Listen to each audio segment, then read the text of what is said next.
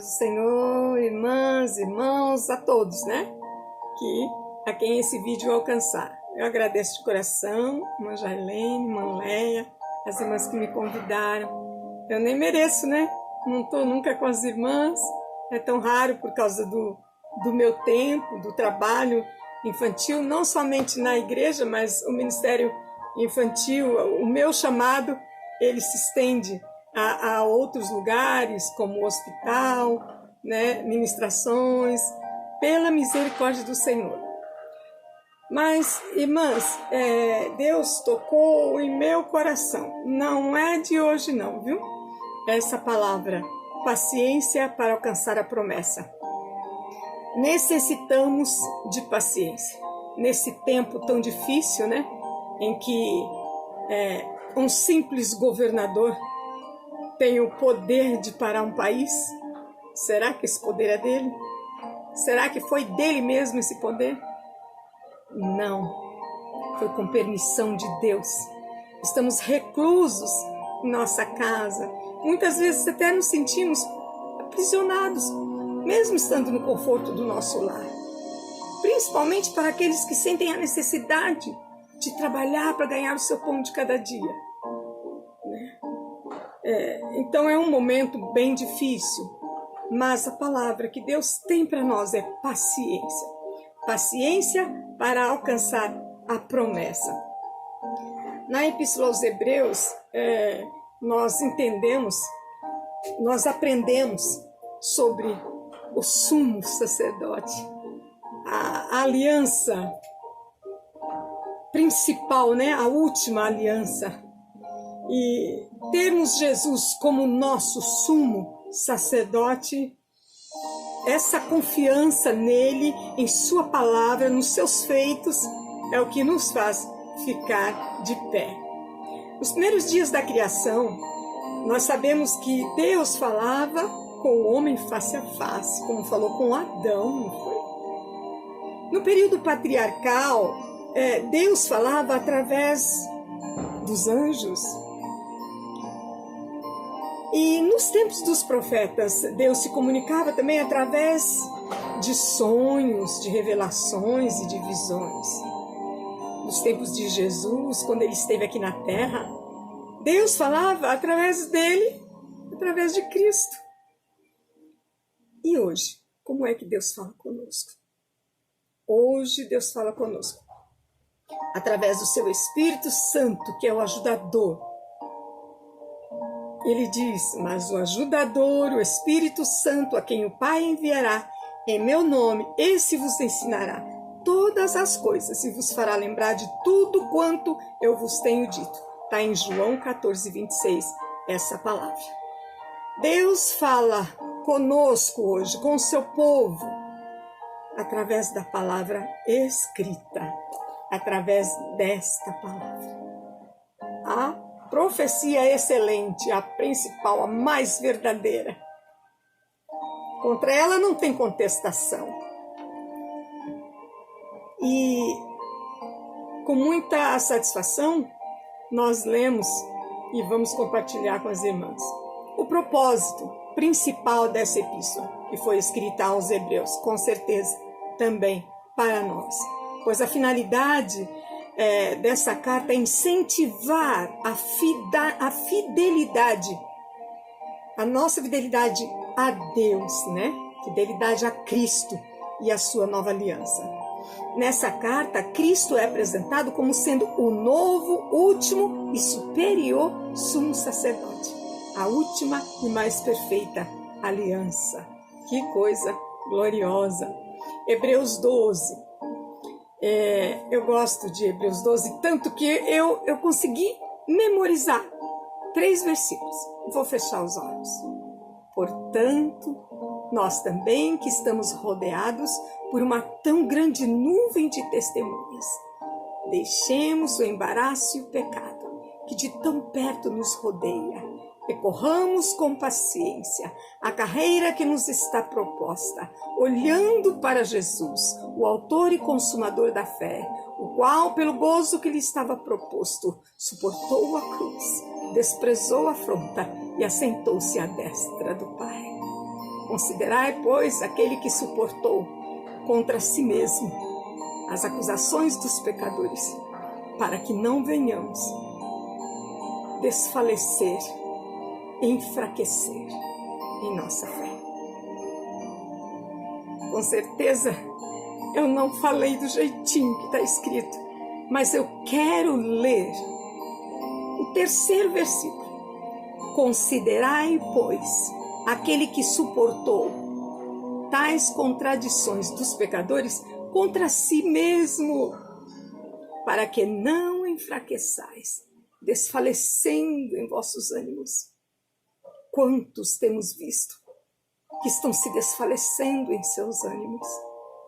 Mas não é tempo para isso. Não há mais tempo de fraquejar nem de olhar para trás.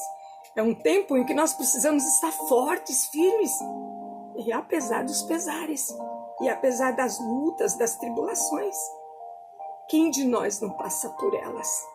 Quem de nós? Eu tenho um testemunho, mas não daria tempo eu contar a vocês.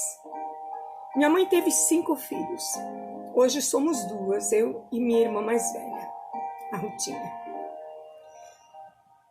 Perdemos a nossa irmã Neidinha com uma enfermidade, deixou um casal de filhos e o esposo, uma família incompleta.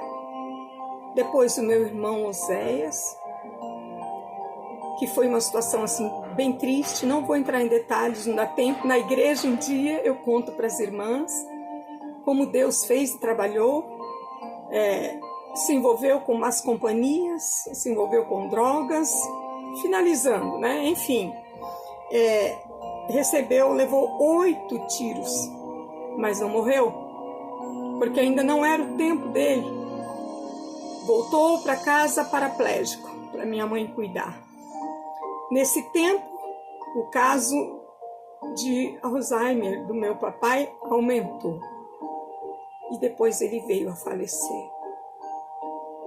É com muita tristeza que eu digo isso, porque meu pai foi o meu herói.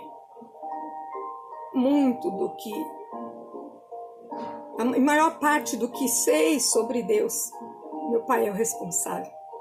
Meu pai se preocupava em nos dar o ensino. E depois do meu pai, veio a morte do meu irmão. Morreu com Jesus, servindo a Deus, embora paraplégico. E depois do meu irmão, mais uma perca.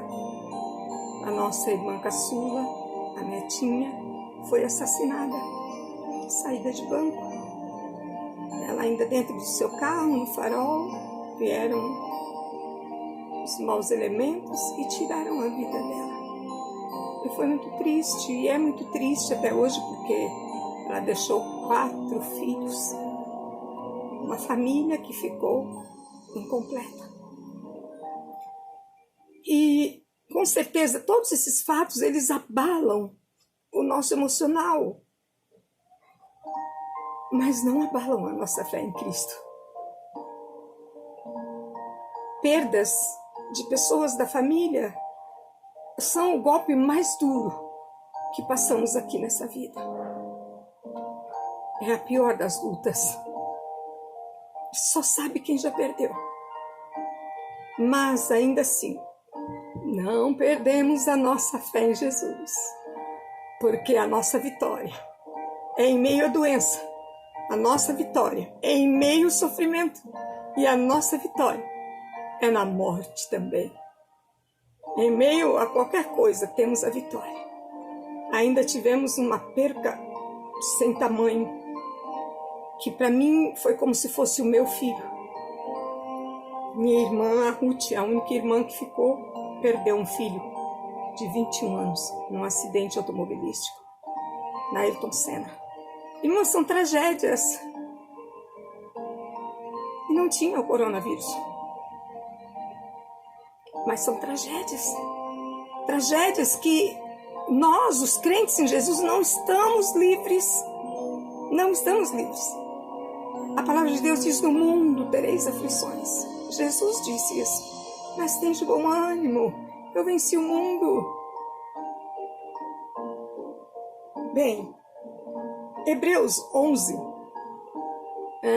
capítulo 11 e o versículo 1, na verdade até o versículo 40 fala sobre fé. Ora, eu vou ler só 2. O primeiro, ora, a fé é o firme fundamento das coisas que se esperam e a prova das coisas que não se veem. Parece difícil de entender? Não é não. Mesmo não vendo, cremos, sentimos, cremos em Jesus, cremos no que Ele tem preparado para nós. E Hebreus 11, e o capítulo 11 ainda, e o versículo 6 diz assim, ora, sem fé é impossível agradar-lhe, porque é necessário que aquele que se aproxima de Deus creia que Ele existe e que é galardoador dos que o buscam. Meu Deus, ainda tem prêmio para nós, tem galardão, tem recompensa. Deus é fiel, irmãs, Deus é fiel. Eu fiz as anotações porque é mais fácil para eu ler para as irmãs, tem bastante versículos. E quando eu recitei aqui o 12, eu quero voltar lá na palavra portanto, Hebreus capítulo 12. Portanto, nós também que estamos rodeados de uma grande nuvem de testemunhas. Essa grande nuvem de testemunhas quer dizer que é muita testemunha, é muita gente. Mas isso eu entendi lendo, relendo e estudando, que não trata-se de pessoas que estão hoje nos observando. Não. A palavra portanto é uma conjunção. Acho que é uma conjunção. Que vai finalizar, que vai concluir, conclusiva. Né? Então, se eu tenho a palavra portanto, eu tenho que observar o que vem antes. Alguém disse alguma coisa para finalizar com portanto. Então vamos ver o que diz no capítulo 11. É a galeria da fé. Vou ler só alguns versículos e depois só nomear. Porque por ela quer dizer pela fé, os antigos alcançaram testemunho. Aí começa falando, Abel ofereceu a Deus maior sacrifício do que Caim, pelo que alcançou testemunho de que era justo, dando Deus testemunho dos seus dons. Que coisa linda. Enoque foi trasladado para não ver a morte e não foi achado, porque, aquela letrinha está ali atrás, porque Deus transladara. Ele alcançou testemunho de que agradar a Deus é uma coisa gloriosa. E Noé foi feito herdeiro da justiça, que é segundo a fé. Abraão sendo chamado, obedeceu, indo para um lugar que havia de conhecer, porque até então, né? Ele havia de receber por herança e saiu sem saber para onde ia. Sem saber para onde ia. Estava lá no regaço da família, no conforto do seu lar bem estabelecido, não é? Mas ele creu em Deus, ele acreditou na promessa de Deus e saiu como nômade, armando barracas, dormindo aqui e ali com a sua esposa, seus animais, seus empregados, por fé. Aí vem fala da Sara. Sara recebeu a virtude de conhecer e deu à luz já fora da idade, porquanto teve por fiel aquele que lhe tinha prometido. Ainda que ela deu aquela risadinha, né? Ainda com aquela risadinha, se fosse eu teria rido mais ainda, porque nas condições em que ela estava, idosa, ela com certeza não imaginaria ter um filho, mas quando Deus promete, Deus cumpre. Ela sorriu, mas ela creu. e ela alcançou. Aí depois ainda fala de Isaac, de Jacó, de José, de Moisés, Raabe a meretriz, Gideão, Baraque, Sansão, Jefté, Davi, Samuel e os outros profetas. Sabe quem são as testemunhas? As testemunhas são estes, os nossos antepassados, que alcançaram a graça e misericórdia de Deus pela fé. São testemunhas. E o conselho do escritor da carta para nós é que prestemos atenção nas testemunhas. Estamos rodeados delas aonde? Na palavra de Deus. Elas são exemplos para nós. Eles devem ser os ícones para nós, para estarmos firmes na nossa fé. E depois que tudo isso é explicado no capítulo 11, aí sim entramos no 12 com aquela palavrinha: portanto, nós que estamos rodeados de uma tão grande nuvem de testemunhas. Quando fala sobre o que temos que fazer aqui, deixemos todo o embaraço. O que mais tem nesse mundo hoje é embaraço. Embaraço para nós, embaraço para o crente. Qualquer coisa é motivo para não servirmos a Deus. E o pecado, que é o pecado? Tudo quanto desagrada a Deus, mas que está muito próximo de nós. Todos nós corremos esse risco todos os dias de pecarmos e pecamos. Mas pedimos perdão ao Senhor e Ele nos socorre, nos limpa, nos lava através da sua palavra. Mas tem mais aqui um conselho: corramos. É para correr, não é para ficar parado. Mas de que jeito é para correr? Correr com paciência. Correr que carreira? Correr a carreira que nos está proposta. A nós foi proposto uma carreira. O Senhor nos propôs um caminho, uma carreira. Nós temos que ter objetivos. E de que maneira? Ainda olhando para alguém. Correr olhando para alguém que está lá na linha de chegada. Olhando para Jesus, o autor e consumador da fé. E aí vem ele também como testemunha, o qual, pelo gozo que lhe estava proposto, suportou a cruz, desprezou a afronta e assentou-se à destra do trono de Deus. E nos manda considerar aquele, o Senhor Jesus, que suportou tais contradições dos pecadores, para que nós não venhamos nos enfraquecer. Quando nós olhamos o sofrimento de Cristo e tudo que fizeram contra Ele, nós entendemos que devemos seguir o seu exemplo.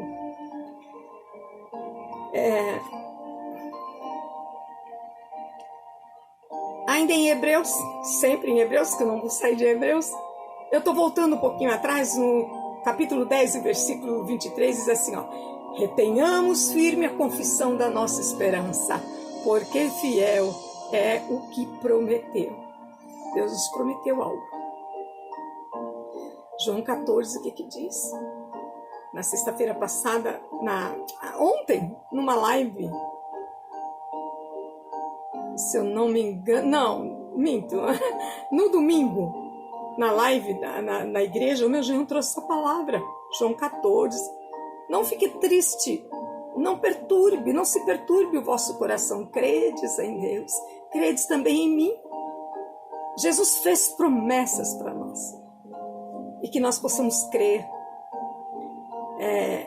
porque fiel é o que prometeu, não deixando a nossa congregação, como é costume de alguns, antes admoestando-nos uns aos outros. É o que nós estamos fazendo por orientação da nossa pastora, irmã Jailene, nos orientando, nos admoestando, nos fortificando, uma com testemunho da outra, né? E tanto mais, quanto vedes que se vai aproximando aquele dia. Irmãs, eu acredito que as irmãs também já perceberam que aquele dia está se aproximando. Triste o que não vê. Eu acredito mesmo que estamos vivendo os últimos dias. No sentido espiritual, não exatamente os últimos dias. Digamos que estamos já começando no princípio das dores. E aquele que não estiver firme com o Senhor, ele vai se embaraçar e ele vai ficar. Mas nós não. Nós vamos permanecer firmes para subir com Cristo. Hebreus 10 e 25, voltando na paciência, diz assim: porque necessitais de paciência. Fala direto para mim isso. Eu peguei direto para mim. É para mim essa palavra. Eu preciso de paciência. Porque necessitais de paciência para quê? Existe um objetivo, um propósito. Por que nós necessitamos de paciência? Olha a continuação do versículo 25 do capítulo 10. Para que, depois de haver desfeito a vontade de Deus, possais alcançar a promessa. Sem paciência, não alcançaremos a promessa de Deus. Porque, continuando o versículo, porque ainda um pouquinho de tempo. Em algumas traduções diz, porque ainda um pouquinho de tempo, e o que há de vir virá, e não tardará. No tempo determinado, no tempo estabelecido por Deus, o dia virá. Jesus voltará, e não tardará. Mas o justo viverá pela fé. Irmãos, nós estamos vivendo pela fé. E se ele recuar, a minha alma não tem prazer nele. Deus não tem prazer naqueles que olham para trás, naqueles que param no meio do caminho, como a mulher de Ló. Deus não tem prazer nestes, mas ele quer de nós a confiança. Vamos depositar no Senhor a nossa confiança. Paciência para alcançar a promessa. No capítulo 6, eu voltei mais um pouquinho, e o versículo 15, essa palavra referindo-se a Abraão. E assim, esperando com paciência, alcançou a promessa. O versículo 18 e 19, para que por duas coisas imutáveis, nas quais é impossível que Deus minta, tenhamos firme consolação. Nós, os que pomos o nosso refúgio, nós, os que pomos o nosso refúgio em reter a esperança proposta. A nós foi proposta uma esperança. Vamos já ver quem é essa esperança. A qual temos como âncora da nossa alma. Sabem o que é âncora? Aquele ferro bem pesado, às vezes com 2 pontas, às vezes com 3 ou 4, que os navios, as grandes embarcações carregam. E, quando chegam no porto, jogam a âncora. E ali o navio não fica à deriva, a embarcação não fica à deriva, mas fica segura no porto. Segura e firme, e que penetra até o interior do véu. Como eu cortei o versículo para falar sobre a âncora, eu vou ler novamente.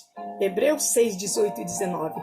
Para que, por duas coisas imutáveis, nas quais é impossível que Deus minta, tenhamos firme a consolação. Nós, os que pomos o nosso refúgio em reter a esperança proposta, a qual temos como âncora da alma, segura e firme, e que penetra até o interior do véu. Olha, eu já vi muita gente dizer assim, a esperança é a última que morre. É um ditado mundano, né? A esperança é a última que morre. A nossa já morreu. Porém, ao terceiro dia, ressuscitou. Nossa esperança é Cristo. É a âncora da nossa alma. É que nos faz sentir seguros. O versículo anterior diz que Deus se interpõe, que Ele se coloca no meio.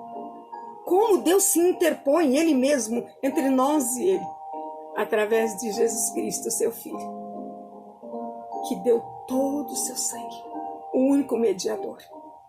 Ele entra no interior do véu. O sumo sacerdote entra, penetra no interior do véu. não mais com sangue de animais, mas com seu próprio sangue, para nos libertar, para nos limpar dos nossos pecados. Queridas irmãs, que Deus venha nos fortalecer a cada dia, que nós possamos estar correndo essa carreira com paciência e olhando para Ele a todo momento, sem desviar o olhar nem para a direita nem para a esquerda, olhando para Jesus. Ele é o porto seguro. Ele está na linha de chegada. Com dor, com sofrimento, com choro e até com morte. Ainda assim, Ele é a nossa vitória. Um beijo no coração de vocês. Que Deus abençoe. Ore por mim, continue orando por mim. E eu estou orando por vocês. Deus abençoe.